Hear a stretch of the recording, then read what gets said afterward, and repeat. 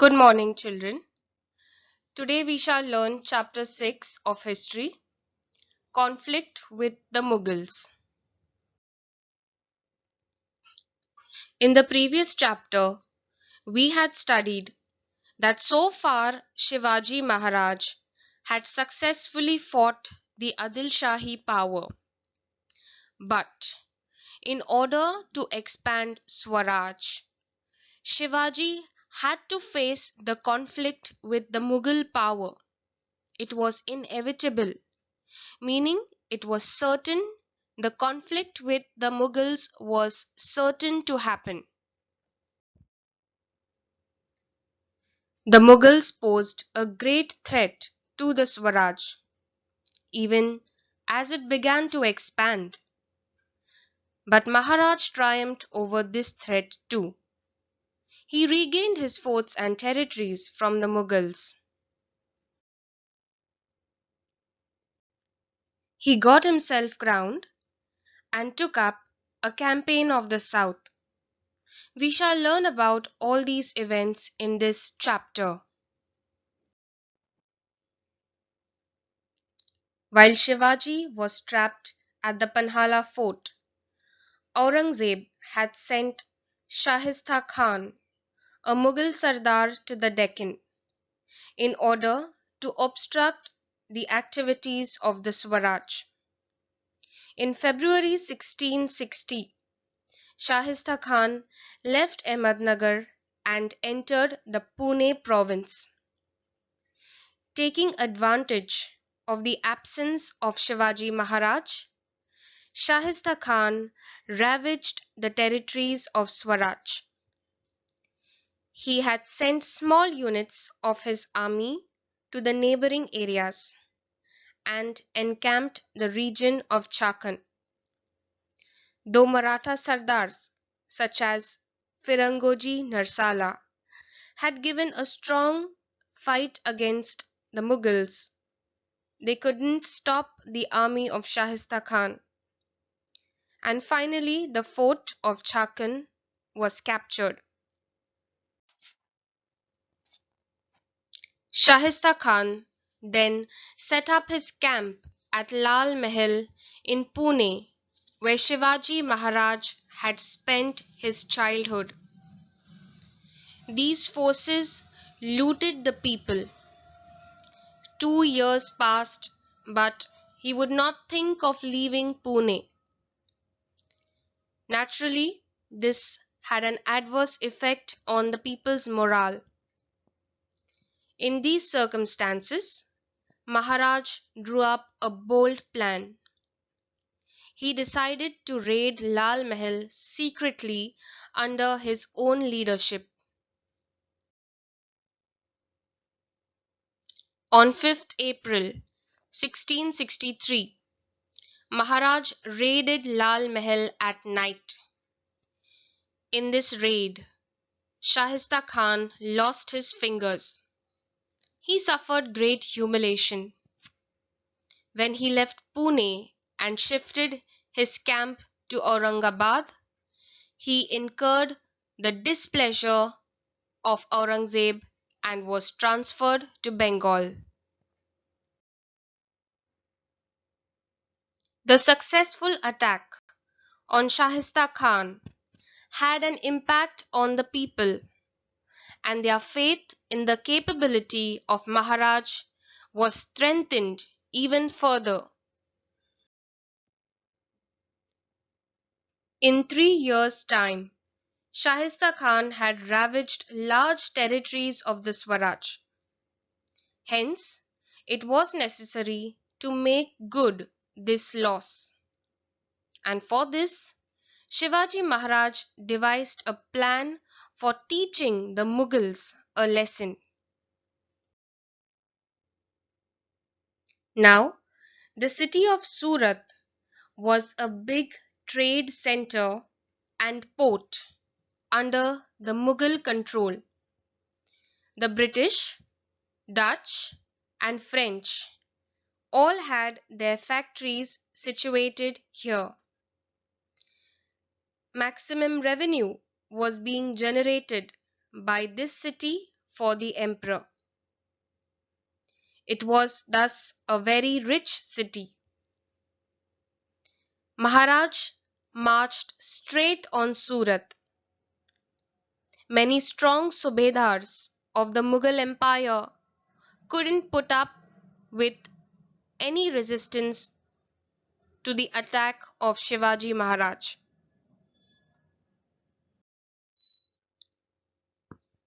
Maharaj obtained plenty of wealth from Surat. His campaign of Surat was completely successful. This campaign was a stunning blow to Emperor Aurangzeb's prestige.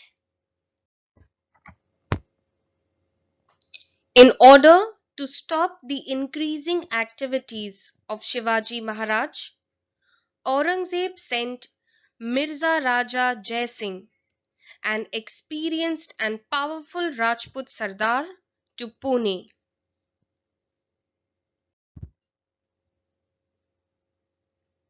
Jai Singh started rallying all the forces against Shivaji Maharaj. To the Portuguese of Goa and Vasai, the Dutch of Vengurla, the British of Surat, and the Siddhis of Janjira, he suggested that they should start a naval campaign against the Maharaj. So Jai Singh drew up a plan.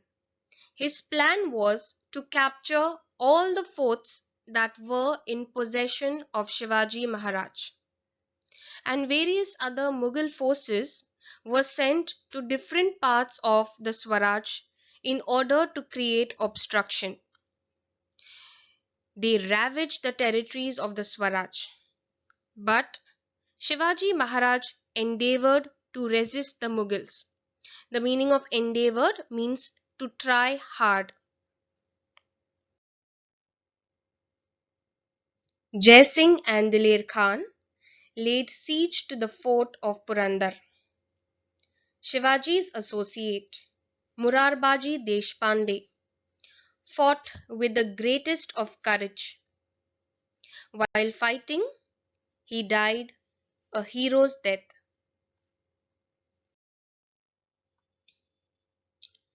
Considering the seriousness of the situation, Maharaj began talks for a treaty with Jai Singh. He met Jai Singh personally, and a treaty was signed between Jai Singh and Maharaj in June 1665. It is known as the Treaty of Purandar. In accordance with the terms of the treaty, Maharaj gave to the Mughals 23 of his forts and the adjoining territories that generated an annual revenue of 4 lakh horns. Horns is the gold coin that was issued by Shivaji Maharaj. He also assured the Mughals of help against the Adil Shahi. The treaty was then ratified by Aurangzeb. The meaning of ratified is to sign or to give a formal consent. After the Treaty of Purandar, Jai Singh launched a campaign against the Adil Shahi. Maharaj helped Jai Singh, but this campaign of Jai Singh was not successful. Jai Singh and Aurangzeb felt that Shivaji Maharaj ought to be kept away, at least for some time, from the Deccan politics.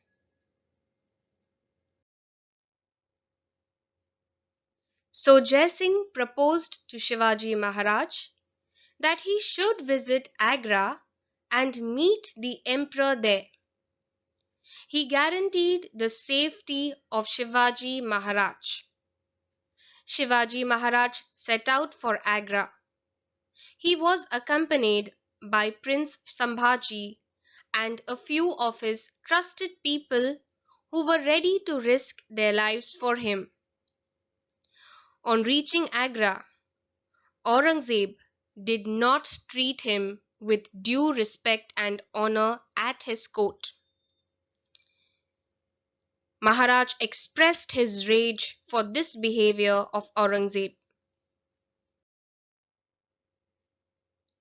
In reaction to the rage expressed by Shivaji, the emperor then put him under house arrest. Undeterred by this action of the emperor, Maharaj devised a plan of escaping from this house arrest. The meaning of undeterred means not discouraged. He adroitly escaped from Agra and reached Maharashtra safely after a few days. The meaning of adroitly means in a clever or skillful way. When he reached Raigad, while returning from Agra, he had left Sambhaji Raje at Mathura. Later, Prince Sambhaji was brought safely to Rajgarh.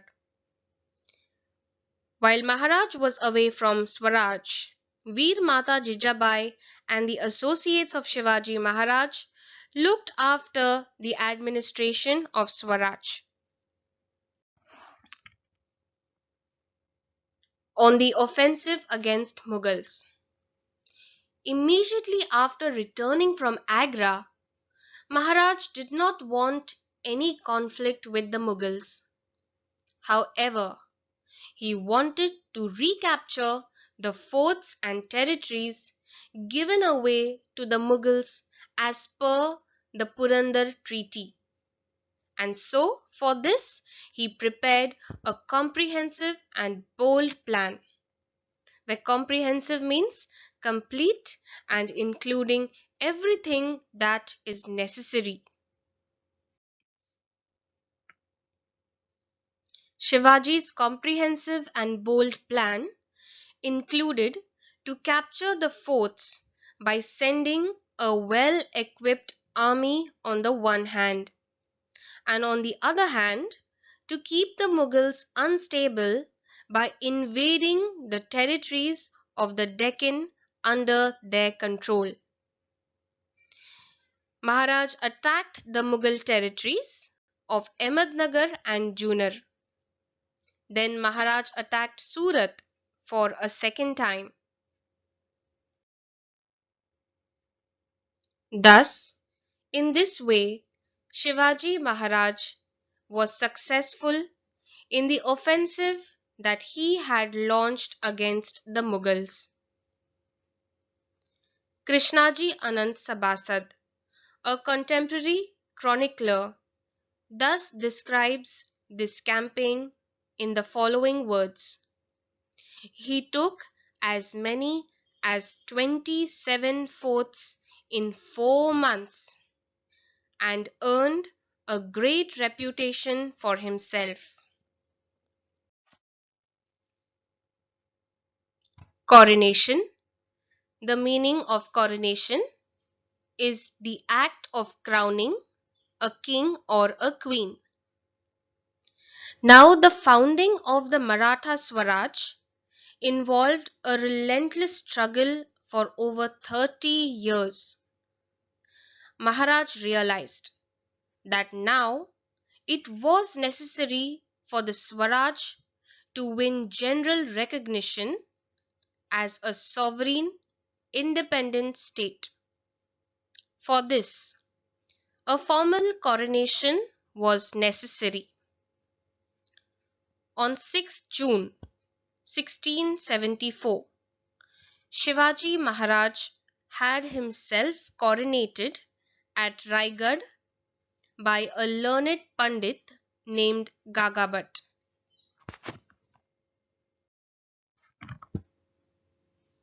Maharaj ascended the throne of Swaraj. He now became the Chhatrapati of the Swaraj. As a symbol of sovereignty, the Rajya Abhisheka Shaka, that is, the coronation era, was started. Maharaj became the founder of a new era. On the occasion of the coronation, special coins were minted: a gold coin called Hon and a copper coin called Shivrai, with the legend Shri Raja Shiva Chhatrapati inscribed on them. Thereafter, all royal correspondence, that is the Rajpatra, carried the words Kshatriya Kulavantansa Shri Raja Shiva Chhatrapati. A dictionary showing Sanskrit alternatives for Persian words was prepared. It is known as Raja Vyavhara Kosha.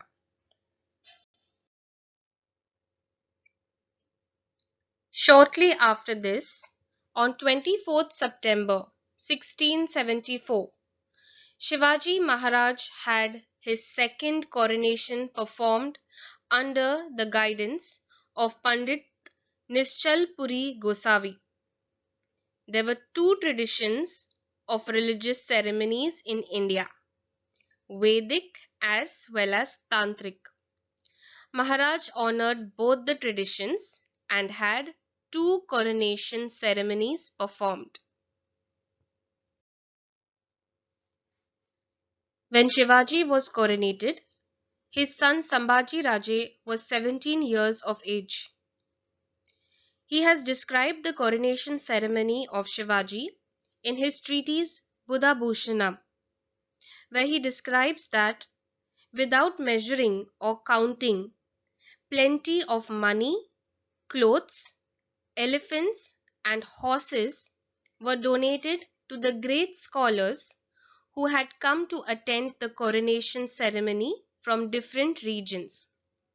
Thus, Shivaji Maharaj spread his fame in different directions. An extremely valuable and grand throne was made for the coronation of Shivaji Maharaj. There were 8 bejeweled pillars on 8 sides of the throne. This throne was made of 32 man of gold. It had been studded with precious jewels. The word man is a unit of measure that was prevalent in those times, where 1 man was equal to 16 to 20 kgs approximately. The Campaign of the South. 3 years after the coronation, Shivaji once again undertook a campaign to the south. He went to Golconda. There, he called on the Qutub Shah and entered into a treaty of friendship with him. After signing the friendship treaty, Maharaj won Bengaluru, Hoskote in Karnataka, and Jinji Vellore forts in today's Tamil Nadu and some other territories of the Adil Shah.